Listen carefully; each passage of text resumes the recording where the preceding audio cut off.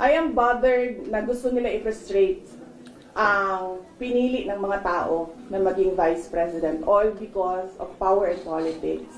Pero kung ako lang, ulitin ko lang ha, unang-una, hindi ko gusto tumakbong President. Di ba nga, kaya nung tinanong ako ng magkapatid na Marcos, ni BBM at ni Senator Amy, kung tatakbo ako, diretso ko sinabi, January of 2021, sabi ko sa inyong lahat, hindi ako tatakbong Pangulo. Totoo yun.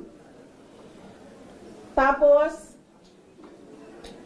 hindi ako tatakbong Vice President. Kasi hindi naman napag-usapan yon before the deadline of filing of candidacy. Hindi napag-usapan ang pagiging Vice Presidente. Kaya, tumakbo akong mayor. Kasi ano bang pangarap ko sa buhay? Maka 3 consecutive terms na mayor ng Davao City. Yun yung pangarap ko. Tapos, pagkatapos ng filing of candidacy, lumapit na sa akin yung magkapatid na Marcos. Sabi nila, hindi kami mananalo kung hindi mo tutulungan kami sa Mindanao at sa Visayas. Sabi ko sa kanila, okay, sige, dahil maraming big ticket projects si Pangulong Duterte sa Davao City, sa Mindanao at sa ibang lugar pa ng ating bansa na gusto nating mapatuloy. Kaya nga, di ba, tumakbo kami on the platform of unity and continuity na hindi natin nakikita ngayon na saan na yung mga big ticket projects. Wala na lahat. Unappropriated.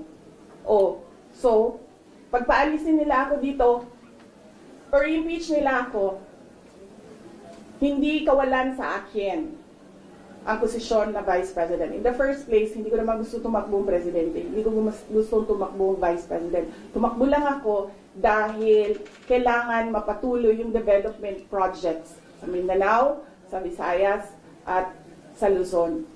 At naisip ko at the time, if I am Vice President, patututukan yung mga proyekto na yon na, okay, wala na rin lahat ngayon dahil unappropriated na sila lahat. Do you regret that decision? Do you regret that decision?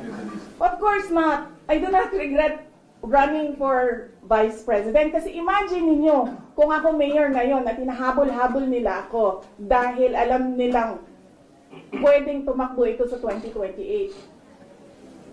Diba? So, yun naman, tatakbo ba? Diba? So, bakit ko nire-regret yan? Hahabulin nila ako. Alam nyo, kahit matanggal nila ako as Vice President, hahabulin nila ako until the day na maupo sila sa 2028. So, ano mang plano mo sa 2028? Ngayon na!